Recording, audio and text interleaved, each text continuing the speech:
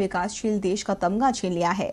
इसी के साथ ही भारत की कैटेगरी मिडिल इनकम से घटाकर लोअर मिडिल इनकम कर दी गई है। वर्ल्ड बैंक के इस कदम से भारत जाम्बिया, घाना, ग्वाटेमाला, पाकिस्तान, बांग्लादेश और श्रीलंका जैसे देशों की श्रेणी में शामिल हो गया है। क्या वर्ल्ड बैंक की नजर में भारत की हैसियत कम हो गई है?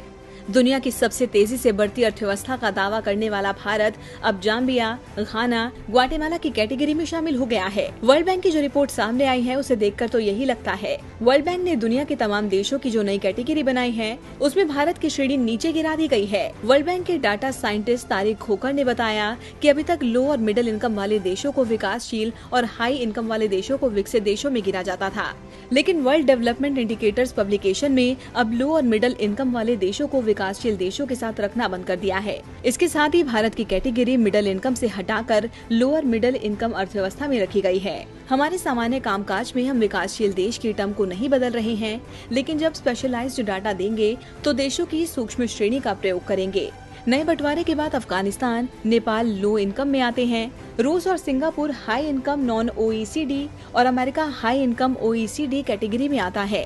नई श्रेणियों का निर्धारण वर्ल्ड बैंक ने कई मानकों के आधार पर किया है। इनमें मातृ मृत्यु दर, व्यापार शुरू करने में लगने वाला समय, टैक्स कलेक्शन, स्टॉक मार्केट, बिजली उत्पादन और साफ सफाई जैसे मानक शामिल हैं।